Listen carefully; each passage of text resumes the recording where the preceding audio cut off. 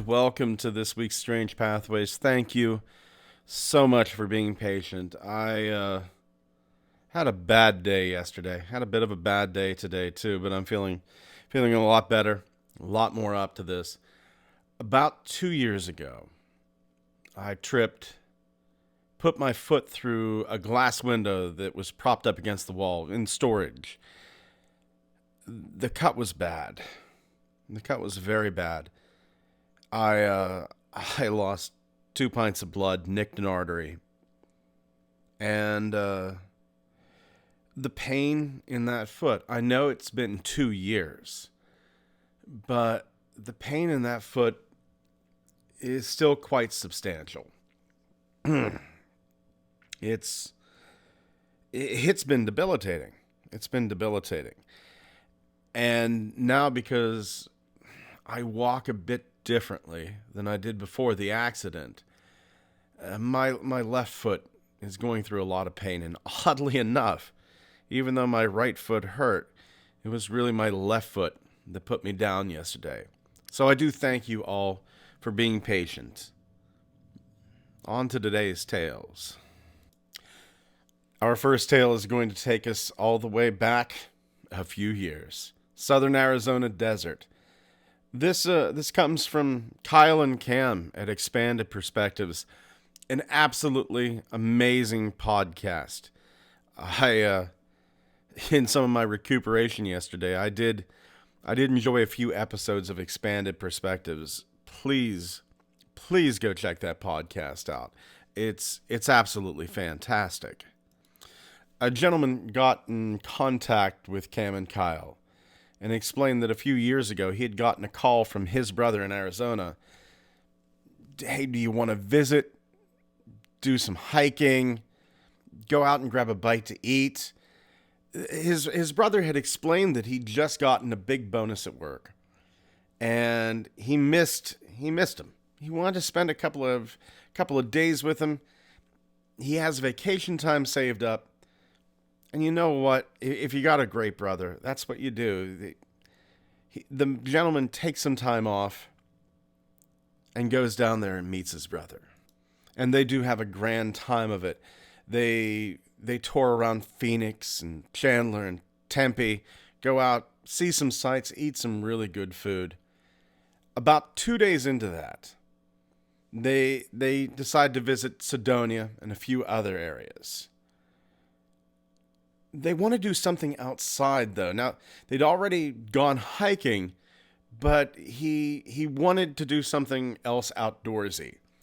Where this gentleman's from, the weather was very, very Johnstown, Pennsylvania-ish. It was snowing, raining, miserable. And so they decide to go camping. They find a decent little place in southern Arizona. It's near the border and not too far off from where they had hiked the day before. So it's something that these two gentlemen are very, very familiar with. It's a comfortable area, and it's desert. There's plenty of land. They can just stretch out, relax, get away from everybody and everything. Listen to a little bit of music, chat, and they bring along the usual thing. They bring along flashlights, flares, radio, tents, food, water, and they're only going to be gone a day. Evening, night, they only bring the barest necessities. They park their truck, they walk a half mile into the desert to their campsite. They even explained they wanted to keep a camping atmosphere, but be able to get to their truck relatively quickly. They finish dinner, gather up their trash. It's about 10 at night, 10 p.m. And that's whenever they both see something to the north. It's a mound in the desert, but they're starting to notice this thing is a moving mound. Every couple of seconds, it just kind of gets a little bit closer to them. It's not a smooth motion. It's steady lurches. Like flump and then stop. Flump, stop. It's the same color as the sand. But even that half a mile away, they can tell that it isn't made of sand. They said the surface, it was fuzzy. It's uncomfortable to look at. The man stares at this thing for a couple of seconds, and then he looks over to his brother, and his brother, it's uncomfortable. His brother's wincing. He's rubbing his eyes, and the urge to rub his own eyes is there. They're terrified. They stay put. And this thing keeps lurching forward, stopping. Lurching, stop. Lurch, stop. And they're paralyzed there until this thing is only a few yards away. It's huge. It towers over them. The witness says that he's fairly certain that the flatness of the area makes it seem larger than what it actually is. But whatever this thing is, it's enormous.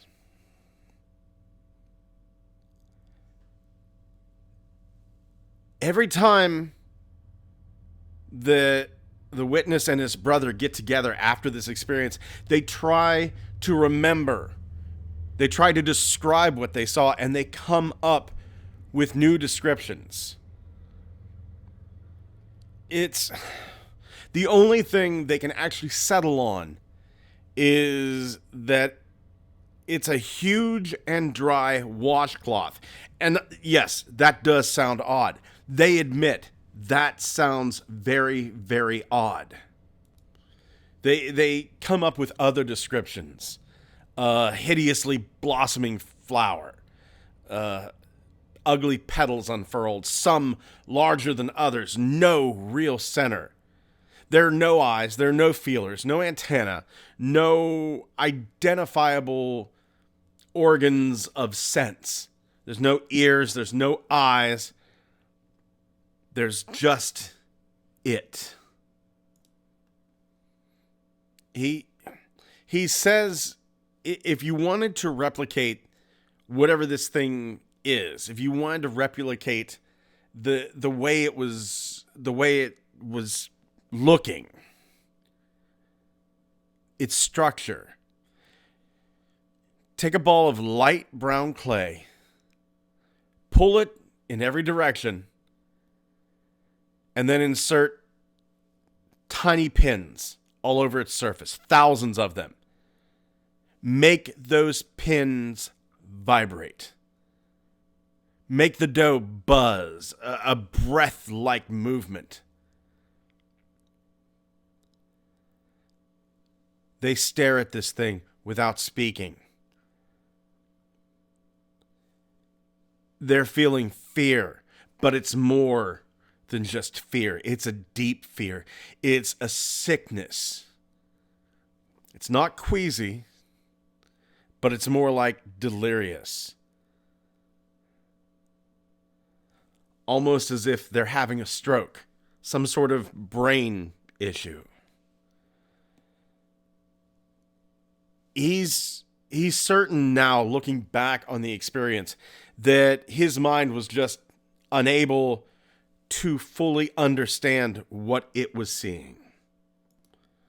One of the parts of the creature, whether you want to call it a tendril, a glob, a pseudopod, a tentacle, it drifts by the witness.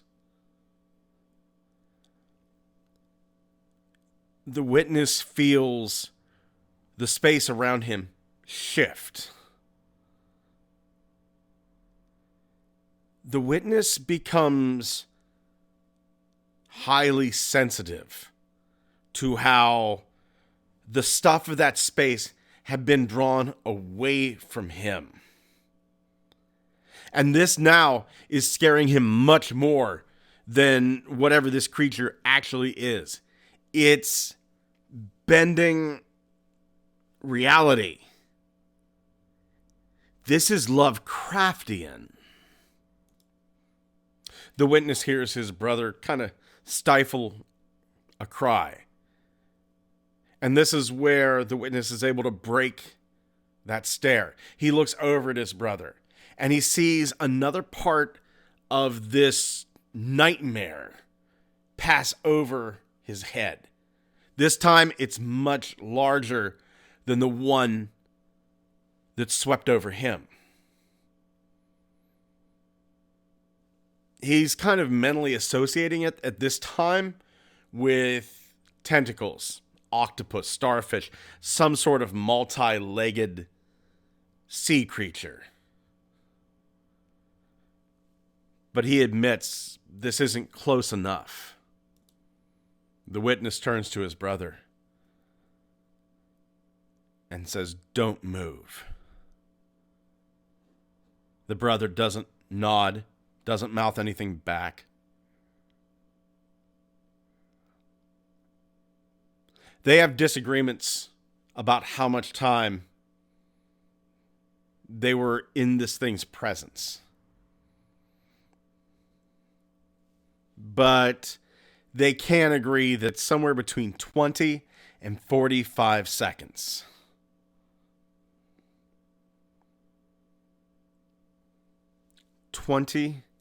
And 45 seconds of sheer mind-bending terror. But the creature does pass. The two men wait several minutes before turning to each other. The brothers turn around after the creature passes, and there's nothing. It's nothing but flat desert. They can see the truck half a mile away, right where they parked it. But they do see the sand disturbed. A path like something huge had crawled by. There are no droppings, no slime. Nothing to suggest that there was a living creature ever there. The two men spend the rest of the night only speaking to one another when they need something. They don't even turn on the radio. They have earphones. Neither of them bother to use them. They just sit for hours in silence. In the morning, they packed up their things. They walk back to the truck quietly and drive back to the brothers' house. They eat a goodbye breakfast at a diner, and then the witness flies back home. It bothered the two men so much that they didn't discuss it for an entire year. It took both men 1 year to process what happened. The witness ends with saying he didn't know what he saw, but it's the last time he'll ever go to Arizona. Our next case is going to take us all the way back to September 16th, 1994, Rua, Zimbabwe. Now, Rua, it's a small farming village about 22 kilometers southeast of the Zimbabwean capital of Harare. It was little more than a crossroads at the time. But the school that we're going to, Ariel School, it's an expensive private school. In fact, most of the pupils at Ariel School are from wealthy white families in Herrera. Now, 2 days before this, there have been a number of UFO sightings throughout South Africa. Bright fireballs passing through the night sky, comet-shaped things, what people are interpreting as meteors. Some explanations of what they were seeing that were put forth was that witnesses had been seeing the re-entry of the Zenit 2 rocket from the Cosmos 2290 satellite launch. There are 62 children.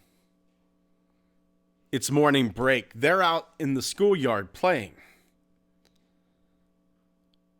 They look up, these school children, and they see a large silver craft and then 4 other craft around that. 4 smaller craft. It comes down on a hill beyond that schoolyard.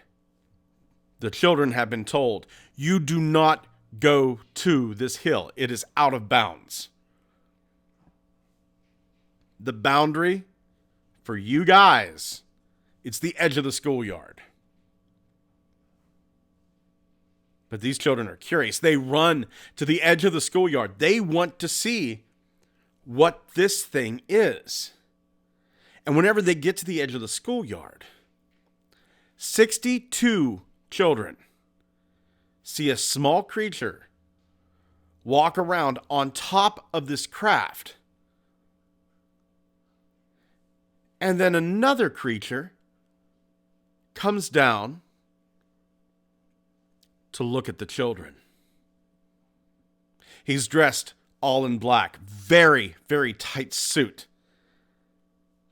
He has big eyes. The children said his eyes were big like rugby balls.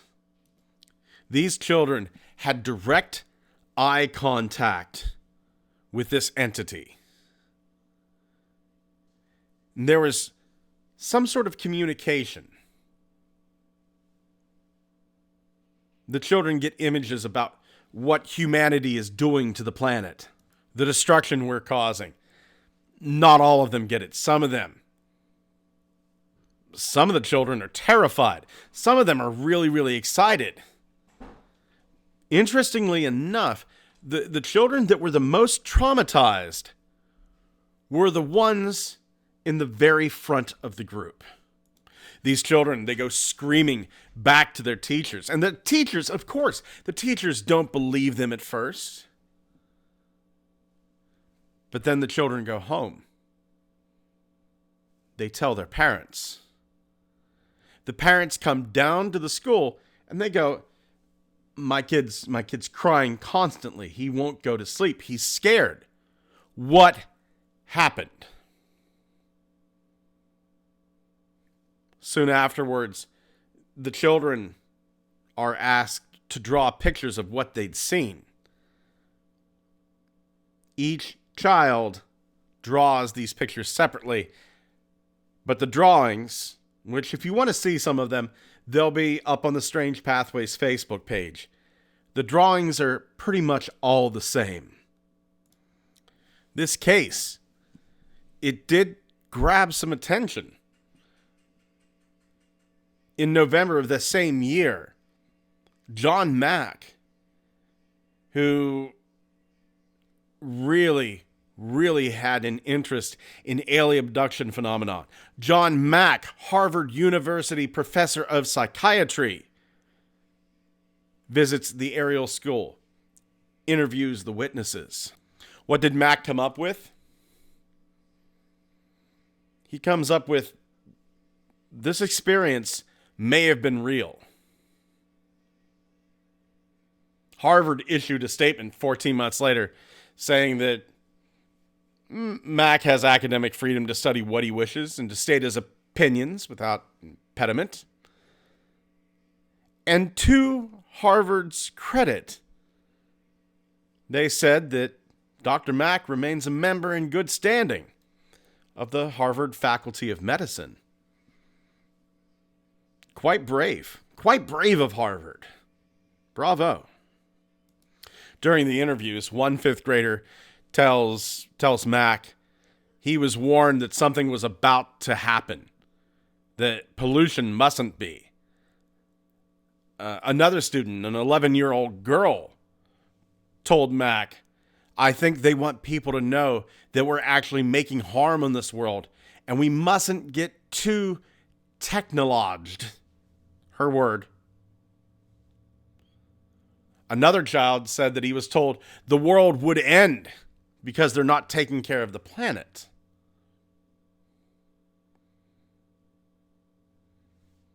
Some of these children, they believed that what they saw were ticoloches, which are folkloric fairy kind of that area.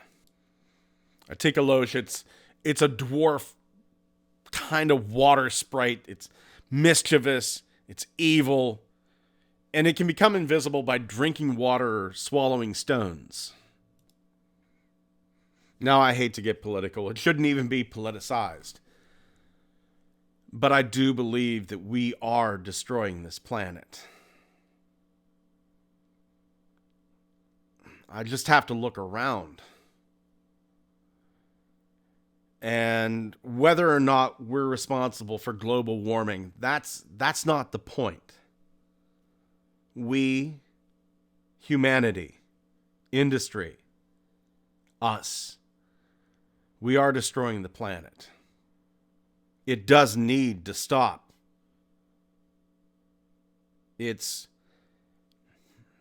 not only may it not be safe to live on this planet for our children's children, but we're ramping it up so effectively, it may not be safe for us soon. It does frighten me, though, that these entities are very, very concerned with what we do to this planet. I have two theories about that. The more benign theory is that these creatures, they're not extraterrestrial. They're cryptoterrestrial. They're a separate civilization from us. The same way a goldfish does not realize that there's an entire human civilization out there. There might be something so far beyond us that we don't realize it's there. But the darker side of this is that maybe these entities don't want us to destroy what they want to take,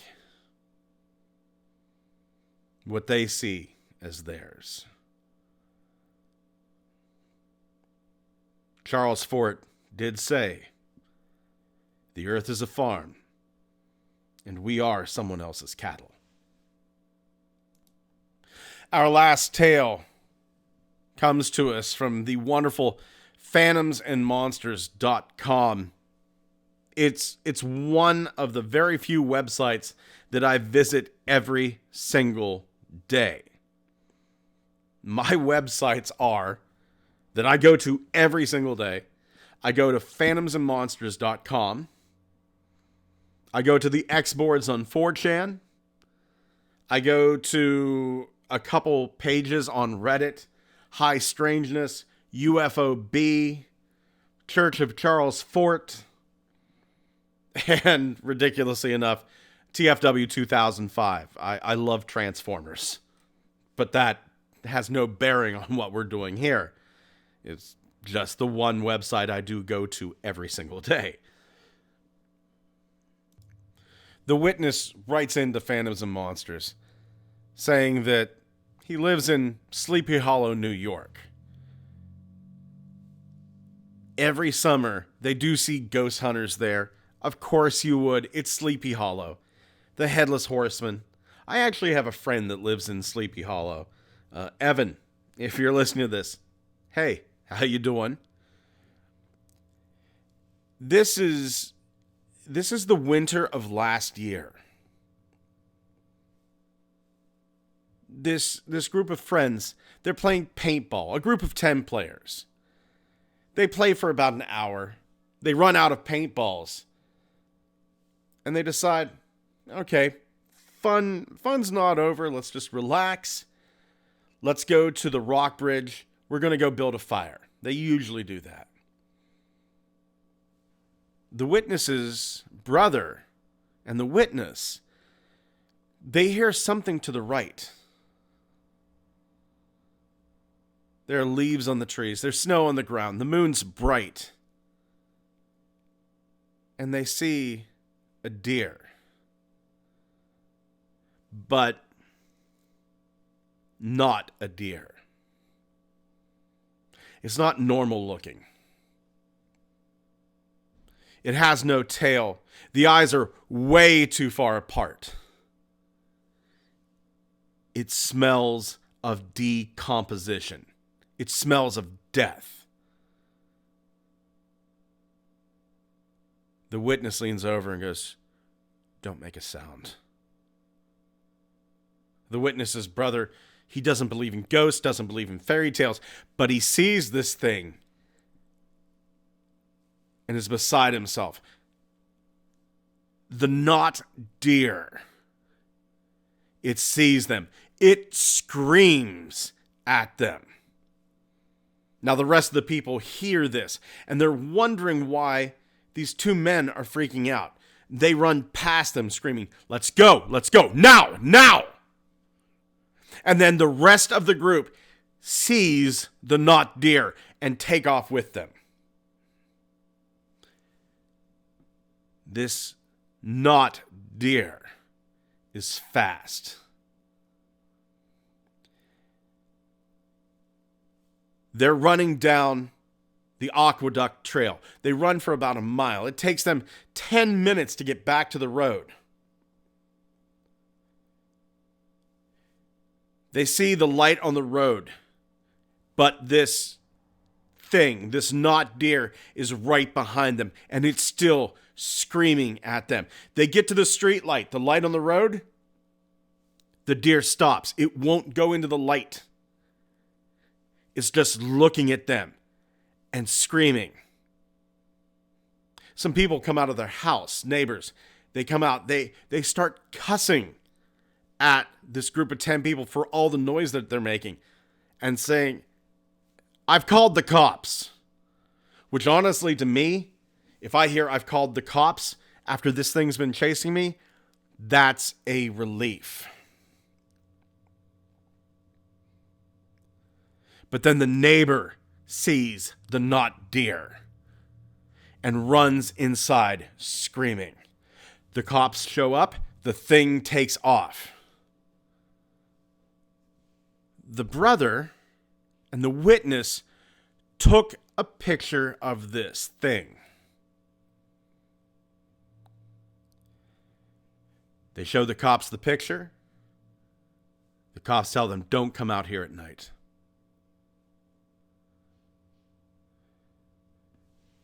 The witness's cousin is a cop in Sleepy Hollow. He's one of the cops that responded that night. Like this group of 10, like the neighbor, that cop is still scared to drive up there at night. Lon Strickler kind of leaves this story with a note saying, there were photos provided by the witness. I cannot find the photos. I would love to be able to show you these photos. I would love to be able to link these photos to you.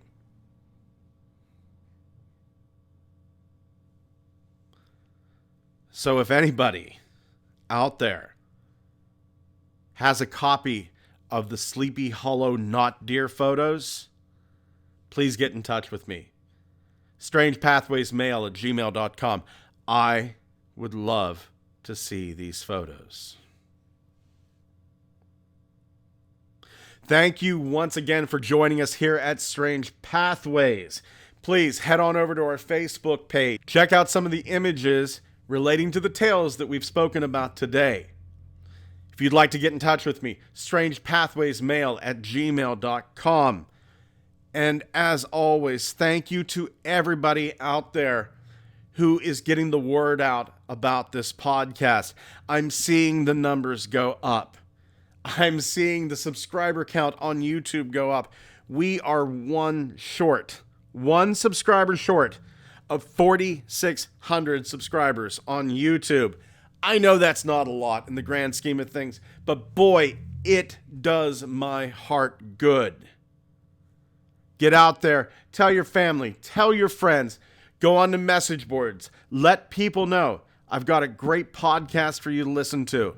It's a great go to bed late at night and pull the covers up tight and go to sleep scared podcast. Thank you once again for joining me again this week. Take care of yourselves and each other.